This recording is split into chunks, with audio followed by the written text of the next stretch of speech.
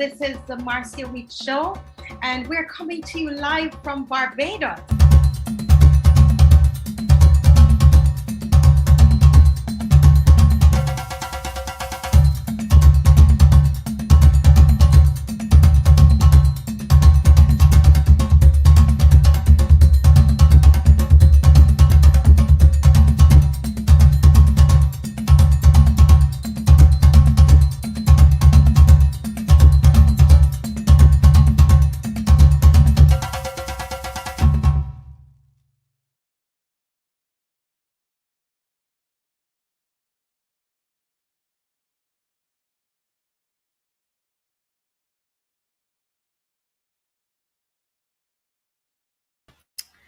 Good afternoon, a pleasant good afternoon to everybody. This is Marcia Weeks, and you're watching the Marcia Week Show. We're coming to you live from Barbados, and I want to give a big shout out to those of you who are watching via Facebook, the Marcia Week Show Facebook page. We're asking you to like the page. Thank you so much. Those of you who are watching from Africa Bridge TV on YouTube, welcome. And of course, I'm going to ask you to subscribe. Yes, so we can, have more of this kind of content for you. I see people are logging on. Wonderful. Great. And this will be rebroadcasted on Caribvision. As you know, our regular show is tomorrow at 1 o'clock. So we're going to rebroadcast this show on Caribvision, which goes out to over 16 different Caribbean countries. And we're excited about today's show. We're talking about digitization, data, and distrust in Barbados and the Caribbean. And this I take to be a very serious show. Our region is about to change. This is how I see it, not just Barbados, but the entire region. But we're going to focus a bit on Barbados today, but we will be speaking of the rest of the Caribbean islands. And so we're going to ask you to share and to let people know that we are actually on and the show has begun, because this is, as I said, very important to the entire Caribbean. You see, a number of Caribbean countries have recently issued procurement notices or announced the planned implementation of national government issued digital IDs. For example, in my own country, Jamaica, here in Barbados that I live, the Bahamas, and Trinidad and Tobago, to name a few. These digital IDs will most likely include biometric identifiers that authenticate or verify identity based on physical characteristics such as fingerprints, iris, face and palm prints, voice, and even DNA. While supporters argue that biometric identifiers are an efficient way to accurately identify people, biometrics are costly, prone to error, and present extreme risks to privacy and individual freedom. And we're going to talk a lot about that. We do have NIEL HARPER here, and he's going to be sharing with us this afternoon. But once biometric data is captured, it frequently flows between governmental and private sector users. Companies have developed biometric systems to control access to places, products, and services. Citizens can be asked for a thumbprint to access e-government services or to even enter a room in a corporate building. Geolocation tracking, video surveillance, and facial recognition software built on top of large biometric collections can further enable pervasive surveillance systems. Governments justify these initiatives by arguing that biometric identification and authentication help to secure borders, verify employment and immigration, prosecute criminals, and combat identity fraud and terrorism. But despite this trend, the citizens of many countries, including the Caribbean, are opposing the national ID schemes, especially if they're mandatory. Why are countries opposing mandatory digital ID cards? Mandatory national ID cards, they say, violate essential civil liberties. They increase the power of authorities to reduce your freedoms to those granted by the card. If a national ID card is required for employment, you could be fired and your employer fined if you fail to present your papers. People with ID cards can be denied, people without, I should say, ID cards can be denied the right to purchase property, open a bank account, or receive government benefits. National identity systems present difficult choices. With the authority to demand ID is invariably granted the power to detain people who cannot produce one. Many countries lack legal safeguards to prevent abuse of this power. However, proponents of digital ID, inclusive of our governments and the private sector, they say identity is in everything we do, from greeting friends or family to getting a loan from the bank or purchasing insurance. We all know that, right? We take all this for granted. Yet for millions of people, things aren't as easy or straightforward when it comes to accessing finance or services. The lack of identity hampers thriving, they say.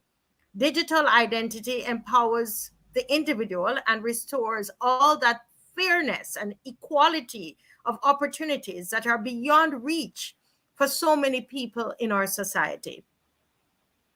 A digital identity that maps more accurately to an individual's real identity will enable companies to achieve more personalized promotion and more seamless marketing. A digital ID enhances portability because it can be migrated and used elsewhere without friction. The provision of identity is a gateway for both financial and social inclusivity. Proponents are saying digital identity enables frictionless interactions with public and private institutions, including banks, of course. By enabling someone to have equal chances to access financial devices, people become included in society or education. Proponents of digital ID, they're saying it drives inclusive growth, particularly considering that around 1.7 billion people worldwide are financially excluded. This is because of a lack of provable identity. If all those people were to own digital identities, a great economic value would be unlocked. A truly smart city, they say, begins with the digital identity to drive engagement and efficiency. Individuals need to engage with government, public and private bodies, and other agencies digitally so the experience is seamless and positive. This would lead to further engagement. And they say someone's credential can be instantly verified regardless of geographic location or cross-border limitations. Now, those are all the, the pros and the cons of digital ID. And today we have with us, as I said before, Mr. NIEL HARPER, and who is a son of Barbados, a son of the soil.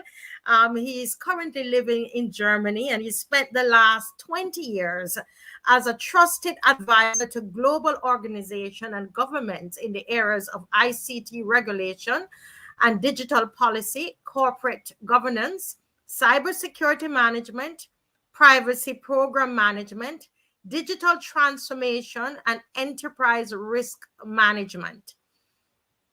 Mr. NIEL HARPER has senior leadership and an advisory experience in over 15 countries with organizations such as AT&T, BMall, Canonical, CIBC, Deloitte, Doodle, European Union, Internet Society, and the United Nations, among others. He's a recipient of the ISJ Caribbean Security and Resilience Award and the ISACA Technology for Humanity Award. He's recognized by the but as a young global leader and the Internet Society as a next generation leader.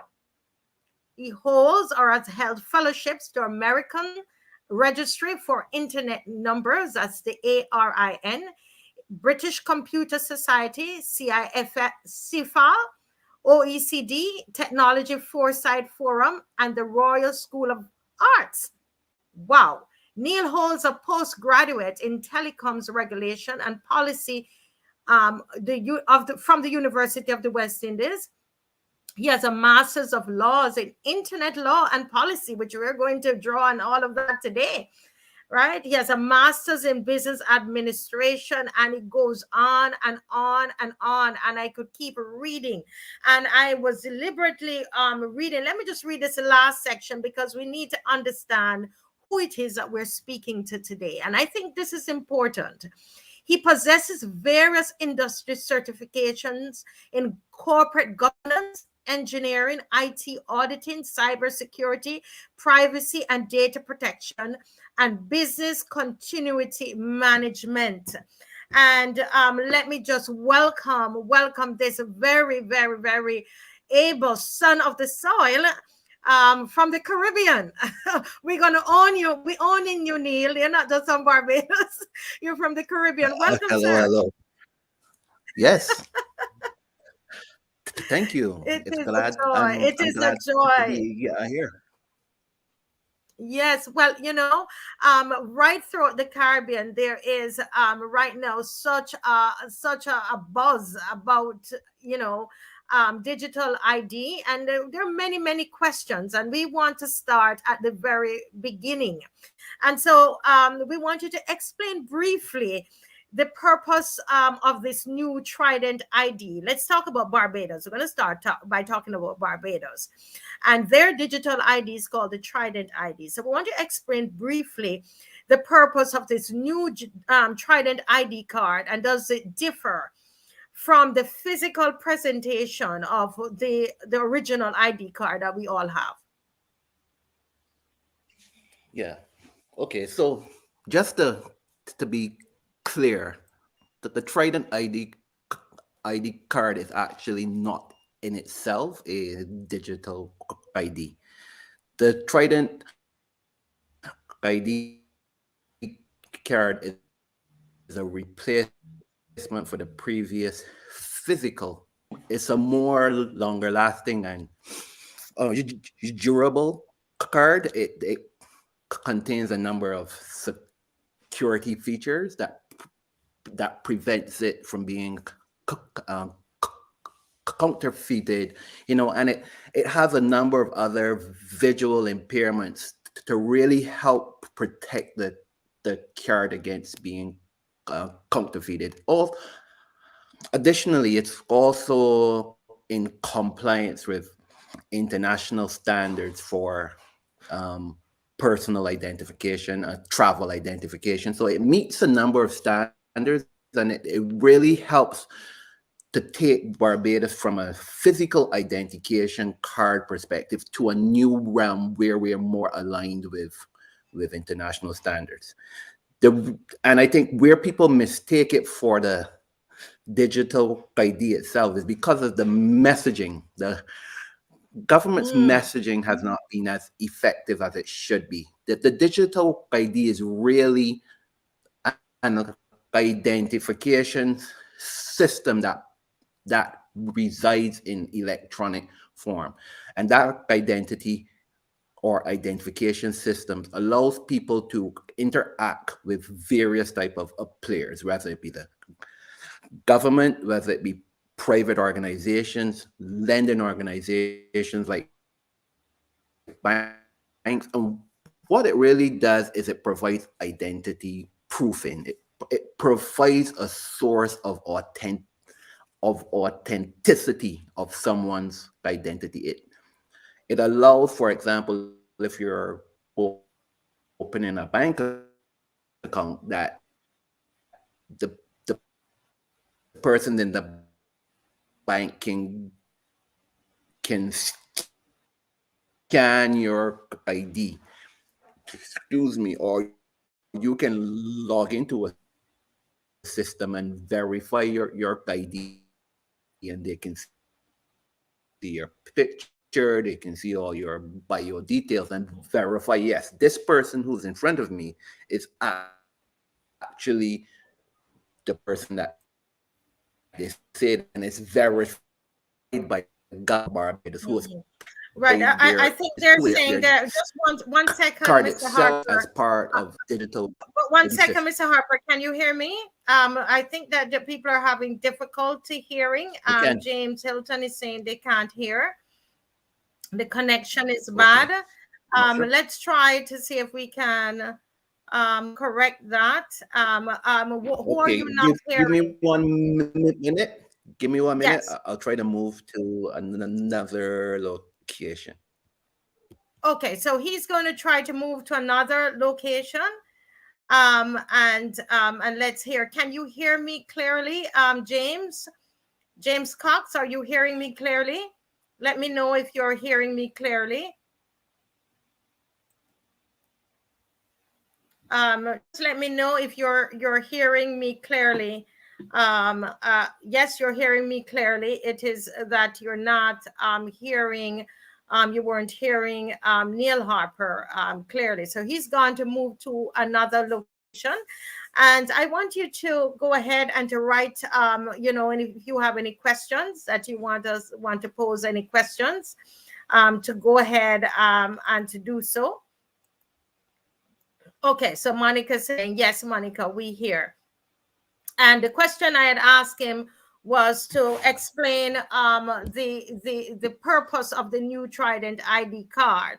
And Mr. Harper was saying that the purpose was for identification, that it is not even a digital ID card, which I'm surprised at, because that is what we're told. This is what we're told. Let's see if we can hear you now. Yes, is it? You can hear me? Yes, I think it's better. I'm seeing you Okay. clearer. And Okay, good, so good. you're saying, I changed Mr. location. Okay, wonderful.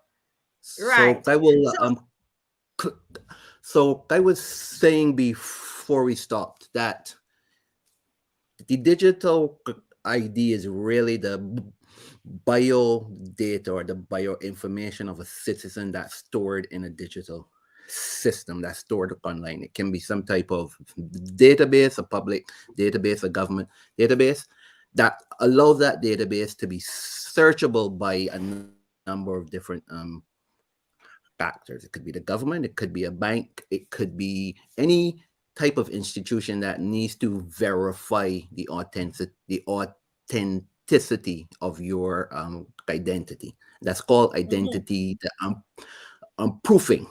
So that's the mhm, digital ID is a searchable database, an accessible database that proves your identity. The Trident ID card is just kind of the physical representation of your identity. And it's just a replacement for the previous identity card, but with more security features, with more features to allow compliance with international standards to prevent it from being counterfeited. right. But what should be, and when those two things will merge, where the digital ID in the systems and the digital ID in the card will merge, is where when you have more government e-services or e-government services, where Mhm, you can use your digital ID and your PIN that you put on the ID, can use it to securely authenticate with government systems.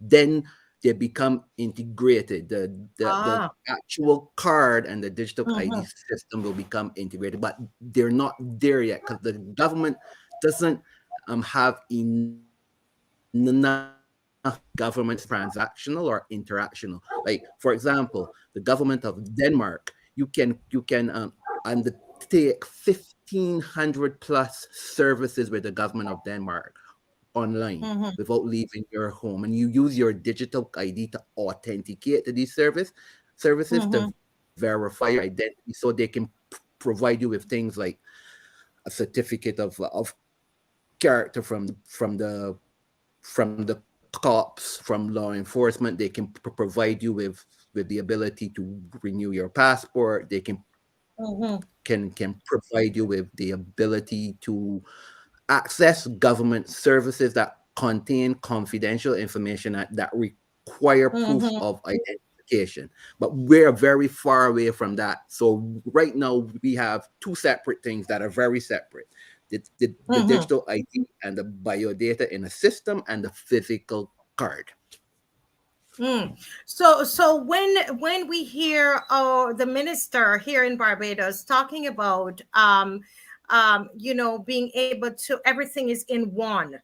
I heard a voice note that he said that you're now able to have your passport, the driver's license, everything in one, and we're basically keeping up with the world. Are you saying that we're not at that stage yet? That's bad messaging. It's bad messaging. So, the passport is a separate identity document that has that that has to adhere to international standards for travel documents. Mm-hmm. The ICAO standard. And to have your passport and your national ID on one system is not feasible. What happens? There's a Not QR. feasible. So, but let's stop right there, because you see, Mr. Harper, you're saying it is not feasible, but this is what our government has just said to us in a broadcast, that all of it will be in one place, and you're saying it's not feasible. Why you're saying it's not feasible, sir? Because it's bad messaging. Like the passport information is, while you can draw from the database, but when you may have a single database that contains all the biodata that's in both the passport as well as the ID card. That ID card and passports are separate documents. You can't travel with just your ID card. So you need to travel with your passport, and you can use your ID card for identification in other scenarios where a passport is not required, but they're not one in the same. And I think it's very poor messaging when we're being told that everything is one and the same. Because I've heard him say, yes, you now have your driver's license and your passport, but that's not true. What they've done is they've included the Mm-hmm. driving license information in the same database as the Trident. So when you scan the QR it takes you to a website which basically pulls from the database and shows you all the information on the front of the card plus your driving license information. But the driving license information is stored with Barbados Licensing Authority. The Mm-hmm. national ID data is stored with electoral and boundaries um, um, uh, commission. Commission. So there Mm-hmm. are different organizations who actually are responsible for the data, who may manage the systems and the databases which the information for those different pieces of identification are stored. Mm-hmm. And you can technologically bring those databases together and pull information from all of them and present them at the same time, but they're not one in the same. They're They're not separate. one and the same. Can I They're, ask you something? I mean, because I know a lot of people who are listening are very shocked at what you're saying this today, and I'm wondering why would they be? Why do you think that they've chosen this message to the people, to say to them that they now have this digital ID where all of their data, you're not going to need a driver's license when they're finished, and you're not going to need, is it that they're saying that this is going to come very soon? no, so here's my, and I'm a very frank person. People who know me know I'm very frank. I think we have a tendency in the region, in the Caribbean region, to award people ministries based on the fact that they've won a parliamentary seat. We don't award people ministries based on their expertise. So in Barbados right now, we have a minister of information and smart technology that has no technology background. He doesn't understand technology. He tries to explain technology that he doesn't understand, and he regularly makes a number of mistakes, a number of faux pas, because he can't explain something that's not his specialization. We have a minister of health. We had a previous minister of health who was not a health administrator. Like we put a lot of square pegs in round holes and then expect them to drive transformation. I think that's part of the problem that impedes our progress. So you're saying at the moment, you're saying that Barbadians then, at this time, don't need to worry about privacy issues then, at this point. Is that what you're saying? I'm not saying that. What are you? So That at you're all. saying that So you're I saying that. will. Go ahead. I will explain. So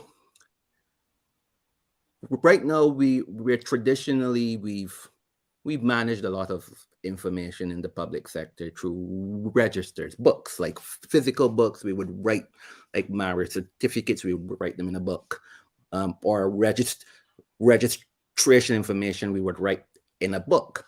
And through digital transformation, we're moving a lot of that information into online systems. Also, we're going through multiple stages of e-government. The first stage of e-government is informational, where you present information to people on websites, and that's fine. But we have to go through the full stage where we're going from informational to transactional, and then people will start not to just be able to get information online, but they also start to conduct transactions online. For example, we have the Pay Plus in Barbados, where you can pay for your driver's license, you can pay to renew certain things online. That's transactional. So as we bring more and more in this information online, we can submit our taxes online, we can submit for police certificates of character online. We're putting more and more personal data online. And the more and more of this personal data you put online, you expose people to privacy risk, especially if the government does not do a good job of securing these systems on which they are presenting this data in an understandable format to people to consume. So there's still the privacy risks are actually now it's increasing, because for the digital, but not the digital ID, the Trident card, but when you scan the back of the card, there's a QR code that takes you to a website. That website contains your first name, last name, date of birth, nationality, gender, and now it also includes your driving license, etc. That's a lot of personal data. That's personal data that if that is breached, if that's accessible by fraudsters and scammers, they can steal your identity, they can perpetrate fraud. I'm going to stop you here, Mr. Harper, because here we have Mr. Harper is a trained professional in cybersecurity, guys, and he is saying to us that the present TRID card, although it's not yet connected up to the biometrics structure as of yet, however, that Trident ID card, it's very dangerous at this. Well, I'm using the word dangerous, it seems to me, because you're saying that at the moment, the way it is set up, the hackers or whoever can get our private information from that. I'm seeing a question here from Mr. James Hilton. Is saying, but isn't that already on your ID card? And the minister said that if you lost your motor vehicle ID card, if you're you can get the same information can be got from what you got from the QR code. Is that true? So I think that's a very, very bad re- reasoning or rationale. So most people are saying, hey, what's the big deal? Like if you lose your card, if you lose your card, that's not a big deal. That's not a privacy risk. But there is information on the card that is not public information. Ah. Your national registration number is not public information. There's nowhere that the entire public of Barbados or the global internet public should be able to go and get your national registration or your driving license number. Those are unique identifiers that are matched back to your identity. If that information is breached widely, it can be used to perpetrate fraud. It's and I think Mm. people keep saying, but it's not a big deal. You put all your information on Facebook and Instagram, but it's still not true. That's a false argument because no one in their right mind puts their national registration number or driving license on Facebook. No one scans their passport and puts it on Facebook. Mhm. People, those are private documents that are used for particular use cases. You take your passport and you show it to someone at a counter at the airport and they allow you to get your boarding pass. You Mhm. take it when you're getting on to the plane and you show it to the person with the pass so they can prove it's you. That's a one-to-one exchange. Mhm. That's not a Work. 1 to 200,000 or 1 to 4 million exchange. 4 million Exactly. people aren't seeing your information. One person is. Wow. So people need to stop saying, "Oh, well, it's public data." No, it's not public. That's not public. There's nowhere in the world, nowhere. It's illegal in the United States, illegal in Canada, illegal in European Union, illegal. All of these countries do not allow for the publishing of national registration numbers. They do not allow for the publishing of your date of birth, your gender. If you look at most of these places, the most information you can get on a person, even if it's for like an electors list or something, you can get their name, first name, last name, and their address. Date of Mm. birth is unique to you. National registration number is unique to you.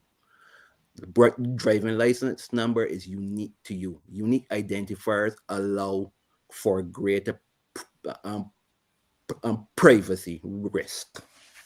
Wow, this is groundbreaking, guys. So, when we saw the information that went out from Patrick King, and a lot of people said that he was telling lies, or, he's just, this is Patrick King from Barbados, and he had sounded the alarm. And there's somebody else on here, I'm looking for him, who talked about his family members scanning the QR code, and all of this information came up.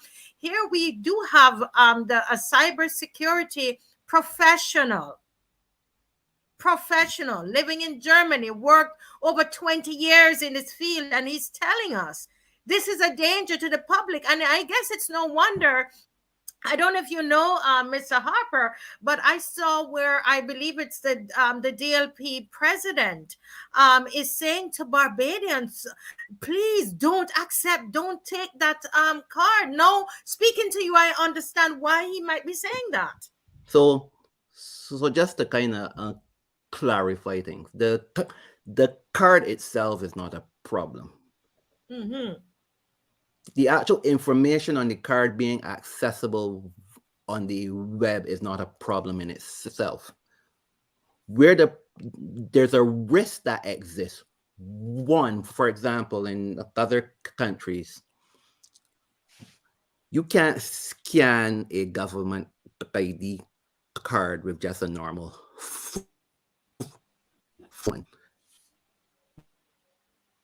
You cannot scan it with a particular the government having encryption keys that only that government can see the QR code. But what the government has done, they've eliminated that, they've left out that. So we Okay, have QR we're breaking codes, up. which is We're every breaking up. phone. We're breaking up. Neil, we're breaking Again, up again, and I think yes, we really want to hear what you're saying because better now? this is Is it better? yes. Keep Okay, talking. So just repeat what you were just saying. That it right. normally yes. Just repeat that piece, please. I was saying in many countries, what happens is the government develop particular cell app that you can download, and they usually allow it to be downloaded by banks, by credit card companies, by insurance companies, companies that need to use it to prove your identity. And only that particular government app can read the QR code from the back of your phone, because the QR code contains an encryption key that restricts who can scan it. But what is happening with the Trident card, there's no encryption key. You can take any phone, a Samsung, and by phone, any phone that can read a QR code and scan it, and that increases the risk. That's one way that it increases the risk. The second way that it increases the risk is if the website that presents the information from the card, if that website is not properly secured, then someone can hack that website and they can access everyone's personal information. And the reason that there are concerns being expressed, the government of Barbados has a terrible history of protecting online systems. Very terrible history. The Queen Elizabeth Hospital in Barbados has been down since the first week of December from a cyber attack. It's still down. Many parts of it is still down.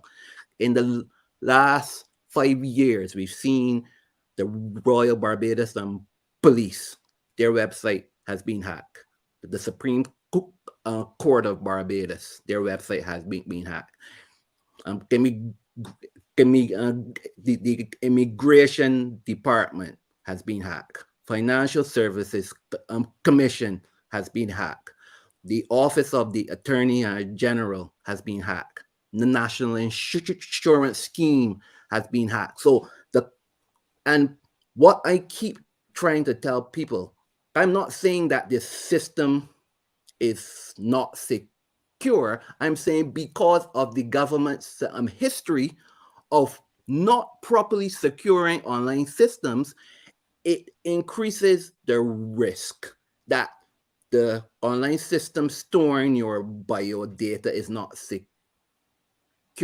Also, the fact that they're not using encryption to restrict who can scan the QR codes means that it also increases the risk. And I think that's what the public of Barbados doesn't seem to understand. The opposition leader or the president of the Democratic Labour Party is not saying that the card is by default insecure. He's saying because of all these issues that we're seeing, because the government has not implemented online services properly, you should be mindful of getting this card until they fix these problems. And to some degree, I think he has a good point. Yeah, it's a good point. So I want to just clarify because we tend to be very, in the Caribbean, not just Barbados. I'm from Jamaica, and we tend to be very partisan. Let's just declare your hand today. I don't. The first time meeting you, was online today, and we chatted, and I realized that you were living outside of Barbados so many years. Are you? What's your association? Here in Barbados? Are you Nothing. what I'm yeah, not. I'm and not. why are you so I'm why not are a. you go ahead. I'm not a supporter of any party. I always tell people this. I've done work for the government of Barbados when it was the DLP. I've done work for the government of Barbados when it was the PLP. I have not gone into a poll and I have not voted in probably 20 years. Mhm. Like I'm not So in Barbados, so and there some people have alluded to the fact and saying, oh yeah, he's a Democratic Labor Party supporter, but I'm not. Anyone that knows me would know I'm very, very agnostic when it comes to partisan um, um politics. politics. So let me ask you, what is your motivation, Mr. Harper? You are a professional, you're working in Germany. That's what you're doing, and you don't live here. Why did you even come on this program to sound this serious alarm to the Barbadian public? So I've worked in uh, digital trust for the last 23 years. Everywhere I've worked in the world, I've worked in the digital trust. I've my previous job, I was the international head of cyber security at the United Nations. I've worked as chief information security officer for a retail company in Brazil. I've worked as chief information security officer for a software company in London, for software companies Mhm. in Berlin. I am a passionate person about digital and trust. I have seen up close what happens when people's identity are stolen. The amount of impact from damage to their reputation, financial loss, from you know there's so much emotional trauma. Sometimes you can even get in trouble with the law. I've worked Mhm. for banks, which I protected banks. I've worked for CIBC. I've worked for Bermuda Commercial Bank. I have seen firsthand what happens when people's personal data is lost or compromised, and the damage is significant. And anyone that knows me, I spend my time speaking. I speak at World Economic Forum. I speak on conferences. I speak on panels. I'm always speaking about security and privacy because that's my passion. So and that's the reason I've been trying to educate the persons in Barbados, and people are like, yeah, it's not a big deal, but you're hearing from someone who's an expert that does this for a living saying to you, yes, it Right. is a big problem, and people are still saying, no, it's not a big problem. Who cares? And the reason that I spend that time is because I know the impact, and I don't think that people recognize themselves what is the actual impact. For example, last year, January, for elections in Barbados, the government of Barbados leaked the full election list. All 250,000 people on the election list, they leaked it onto the public internet. So 4.6 billion people could access the And persons of let's Barbados. hasten to say that they didn't do it deliberate. It was a mistake. That's It right. was a mistake, but it was a mistake because of lack of knowledge and understanding. But it's still a leak. It's still a leak regardless, and it still has a impact. So they they were told by the law, the change in the law, you had to publish the information online. And yes, There's nothing wrong with publishing the information online in a restricted format. You publish name and Mm. address, right? Just name and address. You don't publish name, address, date of birth, national registration number, gender. You don't publish all this information. And this information, before it, as soon as it hit the internet, it was in the dark web, it was in Reddit, it was in 4chan, and people were sharing this information. And now I've been hearing over the last year, there's been a rush of identity theft in Barbados because of the leaking of this information. And Barbadians are saying, "Oh, the banks are getting Ah. but the banks are not being hacked. The banks have not been hacked. Some credit unions in Barbados may have been hacked, but what people are doing is using the identity to perpetrate fraud, to Oh my. take out to take out bank accounts in people's names, to take out services in people's name, to fraud people, to create on Facebook, to create a profile that has all your information. So when your friends see it, they think it's on you, and then your So, friends so will. So, Mr. Harper, I'm just gonna stop you there because I mean, this is new knowledge, news to me. So, you're saying that possibly from the leak that happened mistakenly by the government when during the election, with all how many hundreds of thousands of agents' information, I guess mine was out there as well. That it really has seriously, in your estimation, put some of our citizens at risk. And you're saying that some of what we're seeing happening in the banking system, and one lady saying she had to change 3 cards within the last year, you're saying that could be part of the reason that this is happening to Yes, us here? So you're yes, saying you're basically saying that based on what the government did, we're like sitting ducks then waiting for something to happen to us? yes. And I mean, and this is something I've seen across the world. That, personal data protection is a very serious thing. If you look at the European Union, it's a serious thing. Personal data, if personal data is not properly processed, you can be fined 4% of your revenue as a business based on the law.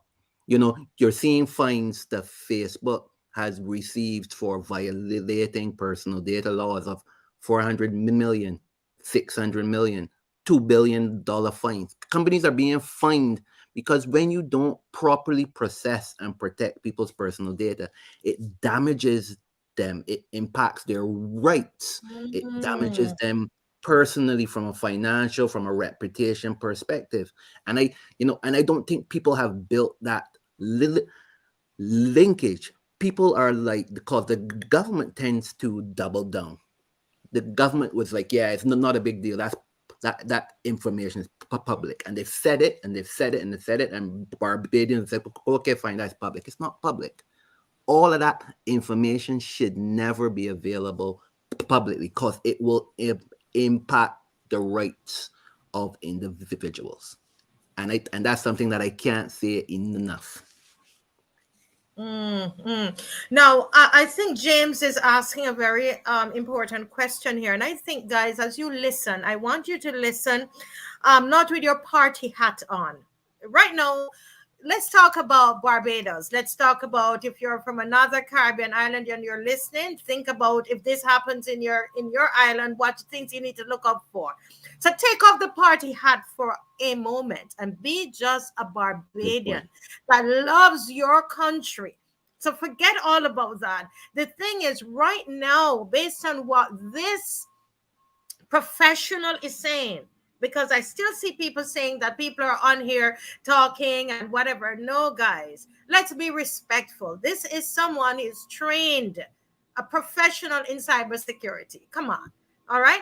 And he is giving us advice, and he's saying to us at the present moment, the state of the Trident ID card, right? The state that it is in, it poses a threat, a risk. There's a privacy risk here, guys, and it is a serious one. And we really need to take off the party hats and listen and listen. So, Mr. Hilton, Hitman Cox, James Hitman Cox, he's asking a very important question. And he says, what do you recommend the government of Barbados do to beef up the cybersecurity of the Trident ID card?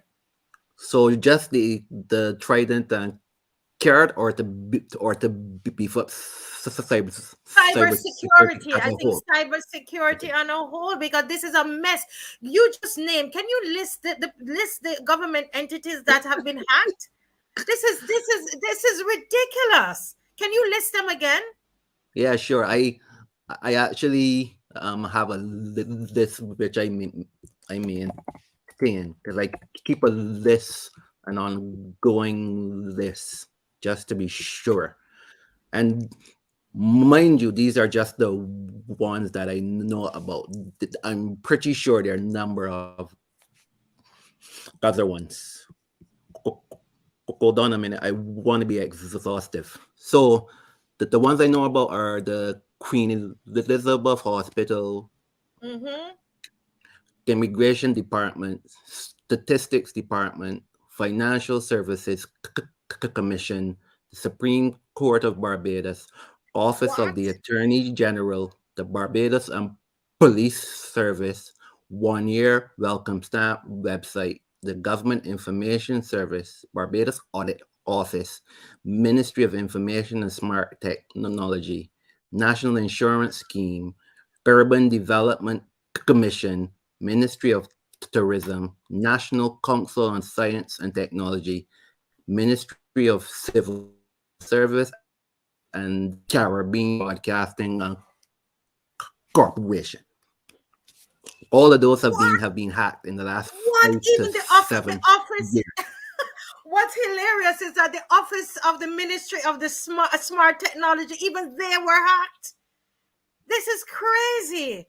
The office of the Attorney General, and Yep. these are the people that are issuing us. And first of all, there are two things that this gentleman has said today, Mr. Harper, is that the messaging is incorrect, that they're telling us about the Trident ID card. It cannot do all those things that they're saying that it can do, not at this moment. And then, second of all, the QR code on the back, it is not properly, there is something else that needs to be done with it so that people will not be able to get your information, and it poses a threat to our security. And eventually, it is going to affect us economically, because we've been told, or people are talking about how many cards, the bank cards that they've had to change. And so our government is allowing us to sit in here like sitting ducks. And this is why I'm not pushing any party, guys. Forget that nonsense. This is why Ronnie Yearwood, even before he was the president, I read something just before I came on, Mr. Harper. I saw it where I read something in 2021.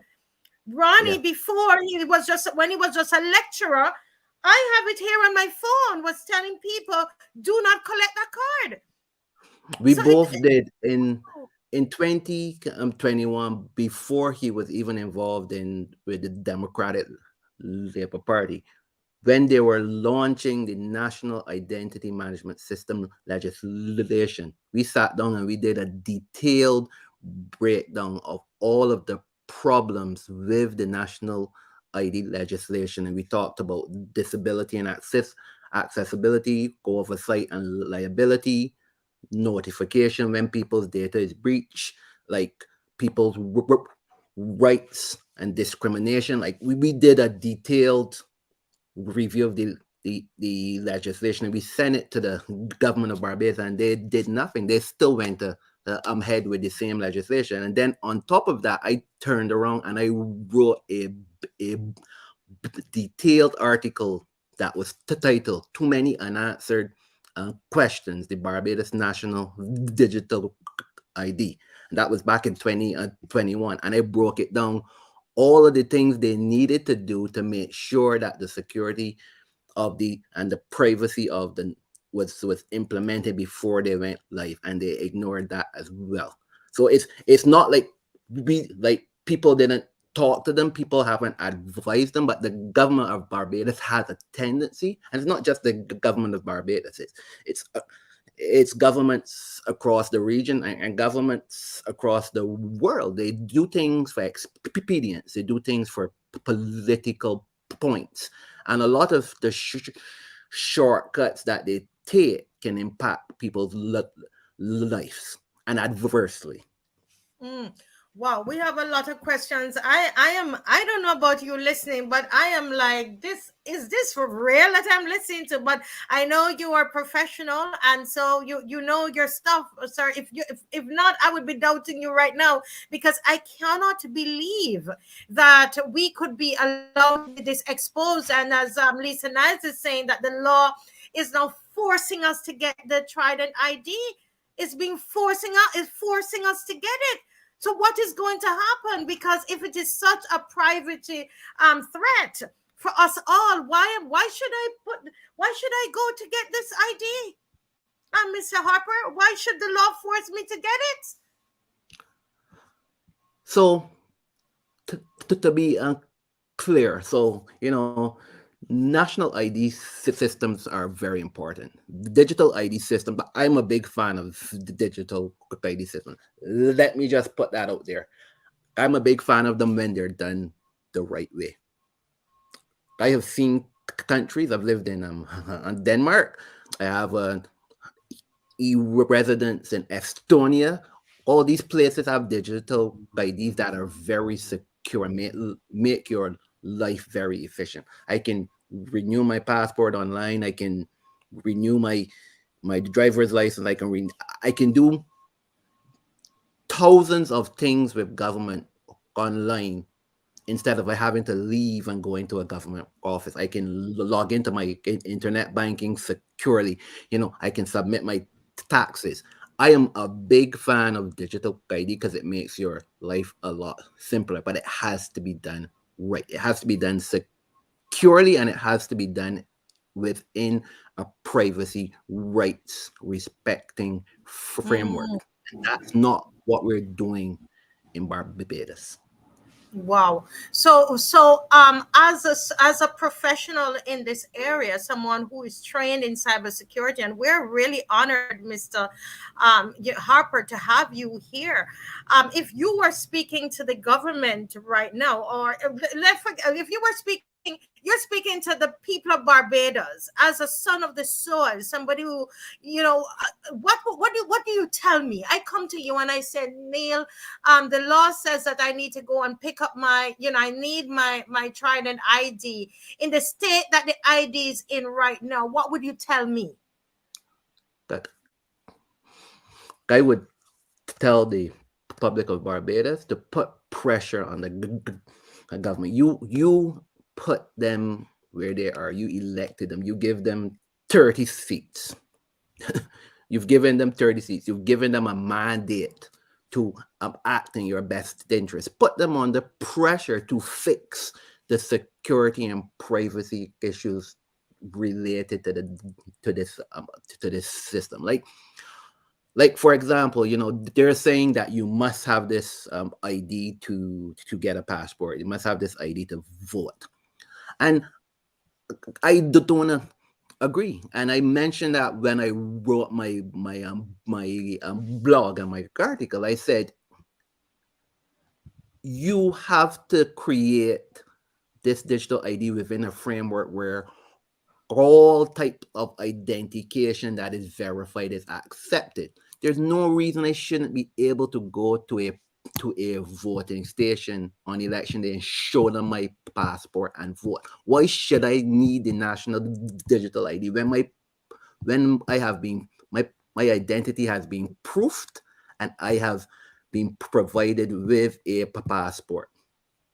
Why can't I use my driver's license, which again my identity has been proofed for me to receive a driver's license? And the driver's license has on a number of features that prevent it from being cloned or counterfeited. So why does this new digital ID render my passport or my driving license invalid as a document to prove my identity? It's they should have more than one type of document to prove your identity. So it doesn't make sense to me. Like, why do we need to force people to have one single type of identity? It's good, and I think it will be more beneficial to people when government brings more e-government services online, that you can use your card and the security that's built into the chip that's on the card to log into government services securely and conduct your transactions. Pay Hmm. your road tax, pay your, pay for your driver's license and all those things securely using the digital ID. Right now, we're very far from there. So I don't see why people should be restricted from using any type of valid identity that can prove that they are who they actually are. Hmm. Wow, this. I mean, I don't know, but this is hitting me in my belly, y'all, because I cannot believe. I listened to that man. I listened to the minister with a long exposition about this, and you would think this is the best thing for Barbados. And somebody's asking here, so how do we as citizens protect ourselves? This is where it's at right now, because we don't have an opposition. It's us as citizens. Yeah, I So what mean, do we do? again, I mean, like, you have to put pressure on the government. You have to put pressure on them to, to prove, like, they have to be more transparent with persons in Barbados. Tell people, what have you done realistically to secure this system? Have you had an expert do a test from outside to make sure the system isn't vulnerable? Are you doing regular testing? Are you doing regular upgrades? Like, what are you doing to realistically protect these systems?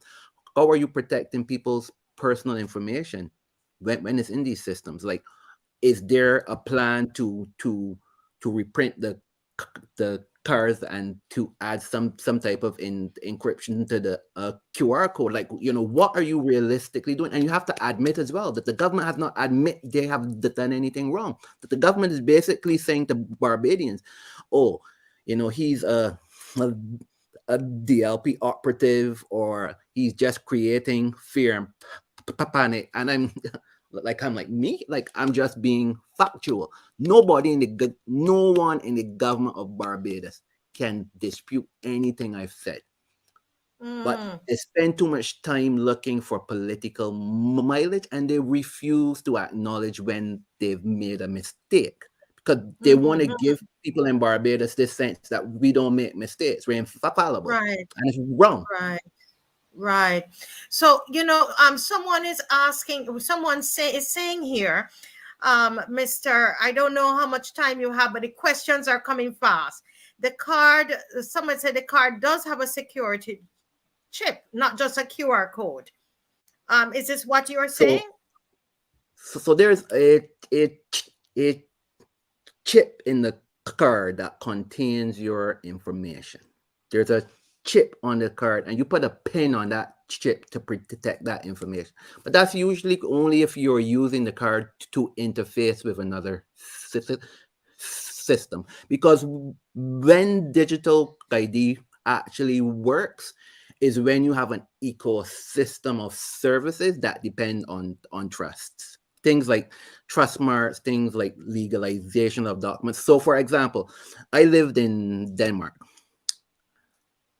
Everyone in the country has a digital certificate that's tied to their digital ID. What a digital certificate does, you use it as a form of authenticity.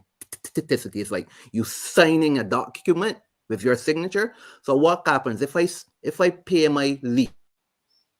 So, for example, if signing a lease for a car or a house, instead of they Mm-hmm, sending me a printed document to sign it, they send mm-hmm, me the document digitally, and I log into a site with my digital ID and sign it digitally. And you cannot amend that document.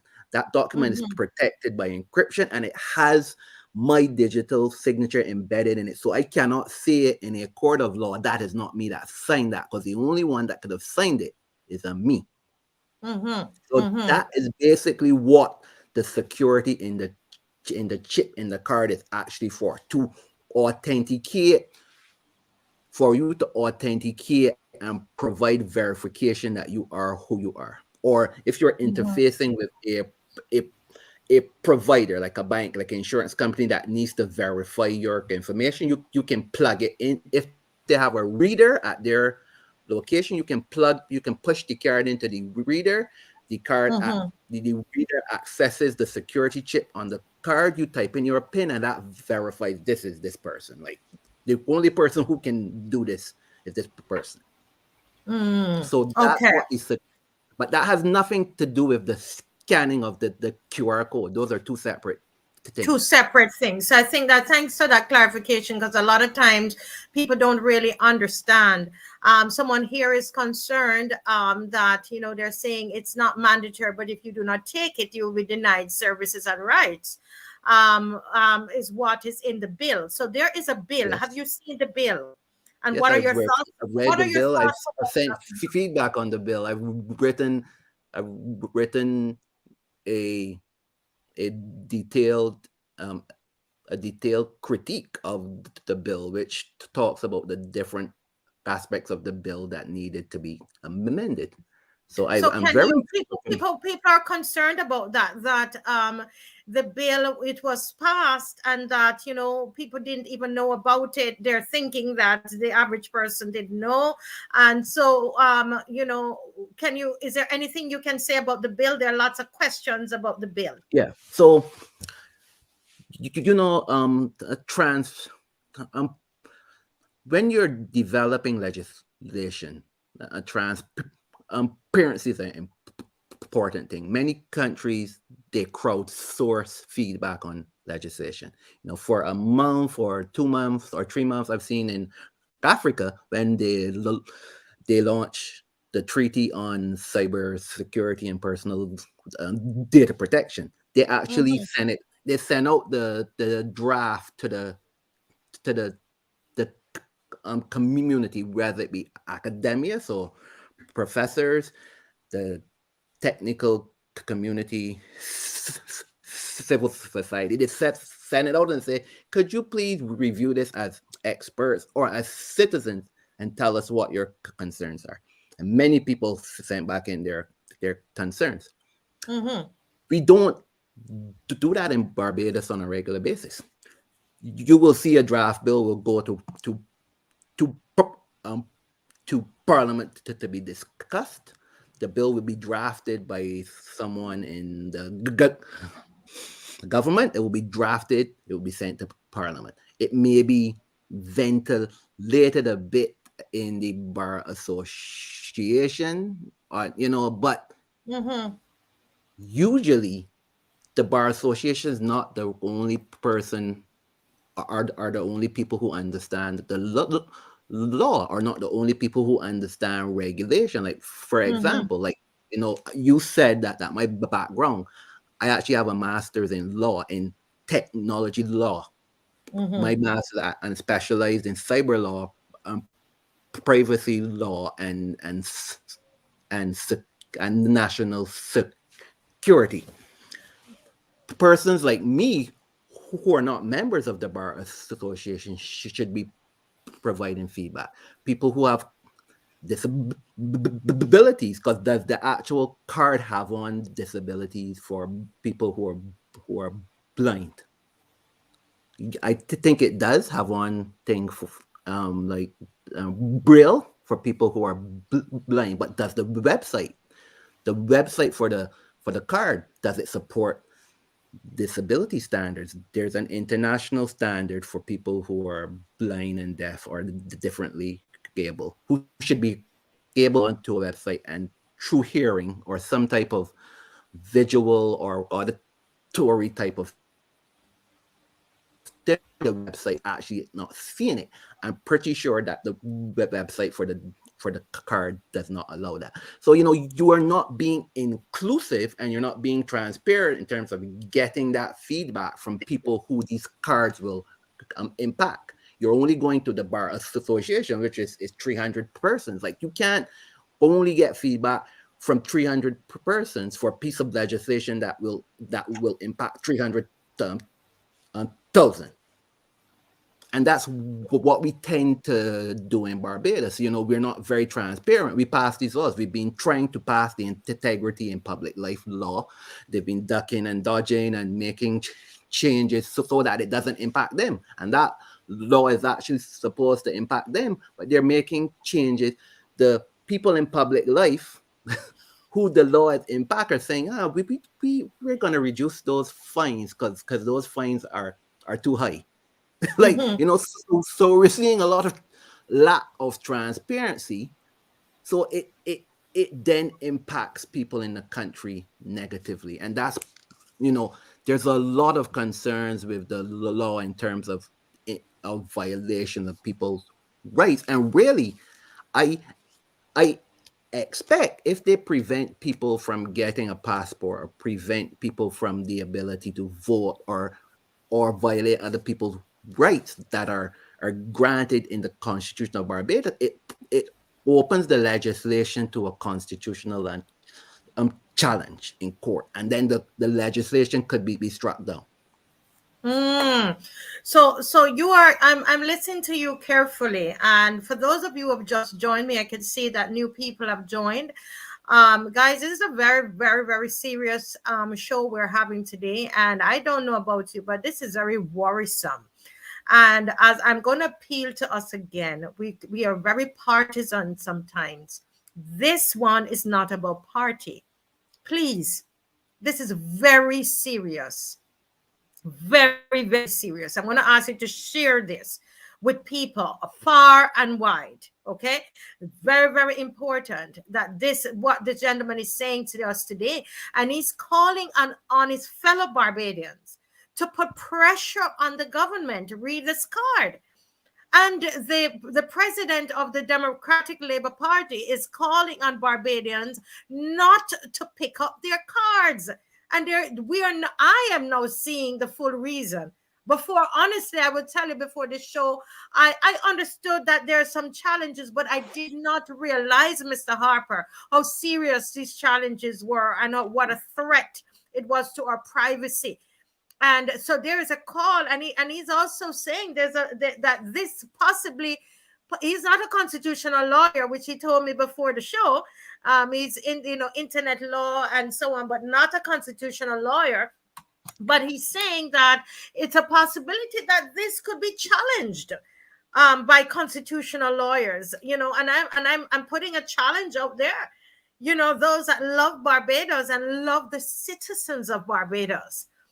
Barbados is Barbados because of the citizens. And if we're exposed and all of our data, the possibility of going out there and then we're told by law that we must pick up the IDs, then it seems to me that, like the DLP president is saying, we can't follow that. Let me just find some more questions here for you. Oh my goodness, I think in talking you would have, any more questions you would have answered a lot of the questions as well, because a lot of questions were there about the bill. Somebody was asking about their own bank account. Will their bank account be infringed upon? And I think you spoke that everything is out there, basically, because somebody can scan it, right? Oh wow.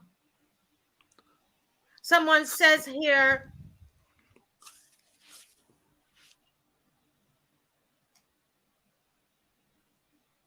okay, so no, this is something about the New World Order. We're not talking about that today. So I won't get into that, right? Yeah, let's not. Maria Phillips is saying cybersecurity is a new area that needs expertise. You will have to critique the legislation with expertise. Correct? It is a new area, and as you're saying, this. Yes, go ahead. Go ahead, Yeah, Mr. I want Harper. to want to share something with on you because this is very very important. In 2000 well, around 2015, I reached out to the government of Barbados, probably 2016, reached out to the government of Barbados saying, hey, you need to do a cyber security assessment of Barbados as a whole. You know, look at how the government is managing cybersecurity. You need to do a cybersecurity assessment and do a roadmap so that you have a plan, a strategic plan of how the government is going to address cyber security issues. The government ignored me, like they never responded, they never engaged me. Then, interestingly enough, in 2017, the European Union went to the government of Barbados and said, because we're doing trade with you, because we're funding you, because we have a relationship with you, we want to ensure that you have the right framework and legislation and initiatives and controls in place to build trust online. We're going to send an expert to conduct a cybersecurity assessment and develop a strategic roadmap for Barbados. Incidentally, the person that we're sending, one of our consultants, is actually a Barbadian. So the European Union sent me to assess Barbados after Barbados ignored me, right?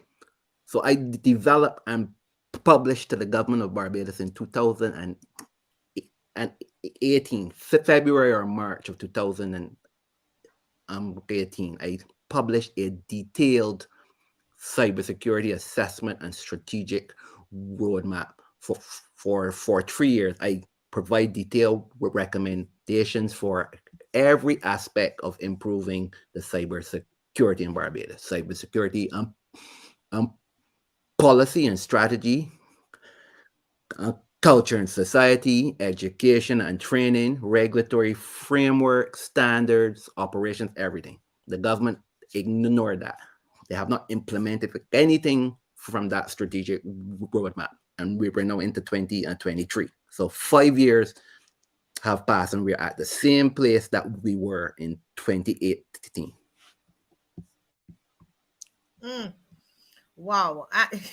This is very, very serious. And I again, because one wonders why we didn't look into it. And is it that we are trying to keep up with the rest of the world and saying, oh, we have digital, or digital ID. I mean, if someone could correct me, but I thought I heard is it the prime minister said this in when she was speaking before the before Congress in the US. Was it? Can somebody might be able to correct me? But I thought I remembered her saying that that we are we're basically we have a digital ID in place. I thought so, but apparently they're running ahead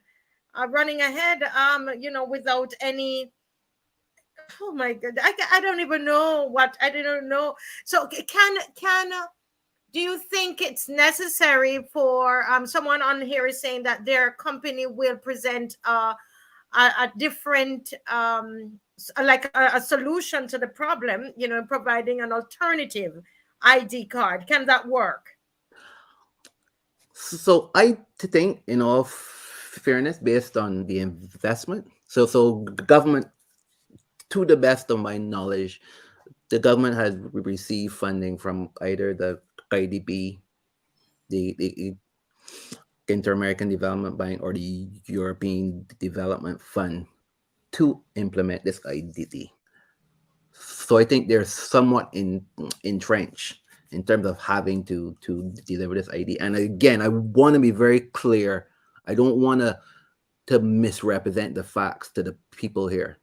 The ID, the Trident ID, and the digital ID that the government has proposed is a good idea if implemented properly. So the government needs to implement it properly, make sure they're properly considering security, privacy, interoperability, recoverability, and it's all being implemented within a legal and ethical framework that protects the people of Barbados. They have to do it right, but it's not a bad idea if done right. So don't. I'm not saying to people, you know, ignore the ID. All I'm saying that the government needs to take accountability and fix the mistakes they've made and provide the people in Barbados with assurance that going forward, they've considered all of the different elements of implementing the digital ID that can impact the persons in Barbados. So that is my message. That is your message. And I think that has come over loud and clear. I want to ask you this as my final question. How do you compare the Barbadian approach to digitization to the Jamaican approach and the results? Because remember, Jamaica had come out, I think, in 2017 with NIDS, and then they Yeah. had to go back to the drawing board, and they have Right. now said that it's voluntary and they've done some work. How do you compare the approach of Barbados to Jamaica? Right. So exactly, I mentioned that there's a potential risk that there can be a constitutional and challenge to the legislation that backs the digital ID, and that's exactly what happened in Jamaica. Lawyers, largely driven by the opposition leader, but again, valid complaints. And I always tell Bajans ignore the politics.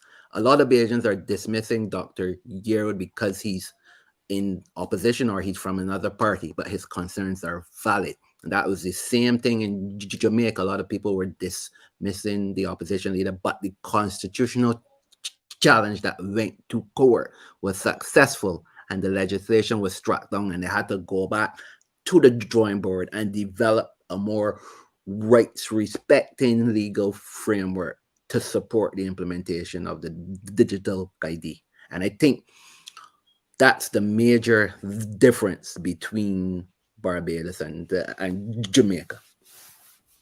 Wow. So I think as we close, and I'm just gonna summarize a few things here, and then just give you a final word because people are listening. I'm telling you, people are listening. I'm going to give you the final word, and if again the last chance, if you have any more questions or comments. It's late in Germany, and I know you want to get to go in and get some dinner and go Yes, I to do. bed. But let me just say here that I think what Neil is saying to us here in Barbados, and I'm Barbadian, I've lived there 20 years. What he's saying to us is that it's very important that we put pressure on the government to fix the issues with the Trident ID card. He's saying to us that, I mean, on normal circumstances, it's important for any country to have an ID card. And we already have a lot of things that's digitized. So it's not against anything, everything digital. And we're talking about New World Order. That's not what this show is about. What he's saying is that there are some privacy risks, serious privacy risks, because of the lack of encryption on the QR code of the Trident, this Trident ID card, that the minister is asking people to come to pick up your card. And he's saying put pressure. It's also we're sending out a message that there's a possibility that this will be challenged by constitutional lawyers in Barbados because of the high risk that it poses, and the fact that we're told that you possibly would not be able to do the various services if you don't have it. All right, because it now replaces, according to the minister, what he's saying that it now replaces your passport and your motor vehicle license and all everything. It's just this one thing, and so on. So this is important that we understand that the same thing that happened in Jamaica can happen, where we send the government back to the drawing board to bring something to the people that will fit, that will work, right? That is safe, that gives us the privacy that is necessary for all citizens. And I think that that is what Mr. Harper is saying. Is there anything that I left out and you want to add? Yeah, I want to just say as well, the government of Barbados is talking about a lot of different digital transformation. There's a very large dearth, there's a lack of expertise within the government of Barbados in terms of not just privacy and security, but also information technology. The government has to look at a serious workforce development strategy. There are a lot of people that have been in government for 20, 30 years who are nearing retirement, who have not upgraded their skills, who do not have the skills and the talent to implement digital transformation in Barbados, especially in a secure and privacy respecting manner. Those people have to be forced into retirement. You you have to replace those people with skilled people who understand how to develop and implement complex technologies that will be storing the personal data of agents, technologies that are intended to improve the lives of agents. You cannot have amateurs implementing digital transformation in Barbados. That's critically important. We have a data privacy commissioner who is responsible for enforcing the Data Protection Act of Barbados. From all accounts, that person is unqualified. That person has said nothing. We've had numerous breaches of people's personal data, the electoral list, the IDB survey with the underage young people. We've had several instances of violation of the data protection laws of Barbados, and we have heard nothing from the Data Privacy Commissioner, who's supposed to act in the best interest of the Bajan people and hold government and corporations accountable for the misuse and abuse of people's personal data. And she has said nothing for the last 2 or 3 years. We need a competent and independent data protection commissioner. She cannot be politically captured. She cannot be reporting to a minister. She needs to be independent. She needs to be reporting to a multifunctional committee or board that consists of people from the private, public, civil society, and different stakeholders and she must have independent funding and independent authority to hold the government accountable. That does not happen right now. So until that happens as well, Bajan's personal data is still at risk. And that's my final thoughts. Wow, thank you so much, Mr. Harper. This has been eye-opening, and the people are saying that. They said, Mr. Hoyt is saying, thank you, Mr. Neil Harper, for giving your time, expert advice, facts, and point of view, and such an important topic. And we just want to say we respect you and thank you. And so everybody knows, nobody's paying him to come on. He doesn't know me from Adams. He doesn't know me. I've never met him in person. And as he said, he's lived in Germany, he's outside of Barbados for a number of years, and he's not been paid by any political party. So will you stop it and just take just the one last point, please? Yes, just sir. one Yes, last sir. point. Go ahead. I see some person in the thread saying the legislation does not say that the data protection commissioner has to tell us her findings. The legislation does not give her the responsibility to Barbadians. That is blatantly untrue. I want to call that out because that's dangerous thinking. Can you repeat that? I didn't hear you. So you're saying someone is saying that is saying in the thread the legislation does not say that she has to tell us her findings from investigations. The legislation does not give her the responsibility to us. The Barbados Data Protection Act is almost a carbon copy of the general data protection regulations in the European Union. And if you look across countries that have data protection legislation in place that is working, the Data Protection Commission is independent. I will give you an example. In um, in Portugal, last year, the Data Protection Commissioner fined the government of Portugal for not properly processing people's personal data. Listen to me clearly.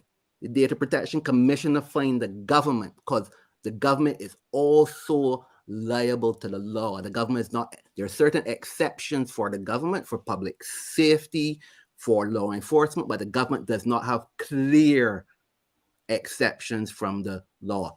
That person is responsible to the people of Barbados. That is not a government. It may be a government position. For one, it's in the wrong location. It doesn't have the right authority. It doesn't have the right funding. Doesn't have the right legislation and levels of independence. So that person is blatantly wrong. Wow. Okay. Because she's saying that she's never seen that section in our legislation. So I read the legislation. I actually submitted feedback on the legislation when the legislation was in draft. And I'm telling you, if you read the legislation clearly says that the Data Protection Commission, it doesn't say that you have to tell them the findings, but when you investigate, there's a level of transparency that you have to provide to the people of Barbados, because people have to know what are the outcomes of the investigation. If you look at the Information Commissioner's office in the UK, if you look at all the data protection, and right now, just to be very, very transparent, I'm the data privacy officer. Sorry, I'm the chief privacy officer for one of the largest software companies in the world. I deal with all of the supervisory authorities in Europe and North America, and I'm saying this from experience. The supervisory authorities are accountable to the people of the country. They're protecting the rights. The Data Protection Act is steeped in the protection of human rights, the right to privacy, Article 12 of the Universal Declaration of Human Rights. That legislation is a rights-based piece of legislation, and the responsibility and accountability of the Data Privacy Commissioner is to the people of Barbados and protecting their right to privacy. So that person, if they misread or didn't understand what they read, they need to go back and read again, because they're wrong, dead wrong. Wow. Oh God. So she's put a number here, and I'm going to send you send you her information, because she's in law as well, and I'm going to send you that, because I think it's important that we understand, because you see, we're lay people, so we're going off what they tell us. So people like yourself, sir, I'm so happy. I really don't want to keep you on because it's late in Germany at this time, and you came straight from work and came on to the program. All right, so I just want to thank you so much, Mr. Harper, for being on. And all I can say to you is, I could see that someone said that your soul is still here in the Caribbean, and you're educating a lot of people today. And we thank you, for taking the time to do so. Okay. And God bless you, sir. God bless you. Have a good evening. Thanks to everybody who's joined. God bless you. Thank you. Thank you. Thank you. Thank you. Thank you. Thank you. God bless you. Bye. And by the way, see you tomorrow. See you tomorrow. Everybody, see you tomorrow. We're on tomorrow at 1 o'clock, and we're going to continue this. This is very, very important. And we're going to try to get to the bottom of this. We want to get some of those officials from Jamaica to be on as well, because we're going somewhere with this. We're going to hold them accountable, guys. We're going to. All right. Bless you. I love you all. I love you. Thank you, Lisa. Nice for doing up my poster for me, and for all of those that helped to promote, Alex and Winston and everybody. Listen, we're doing this together. We're doing this together. I love to see the brothers have come together, and listen, we're going out there together. It's sweet. Okay. God bless you all. Bye-bye.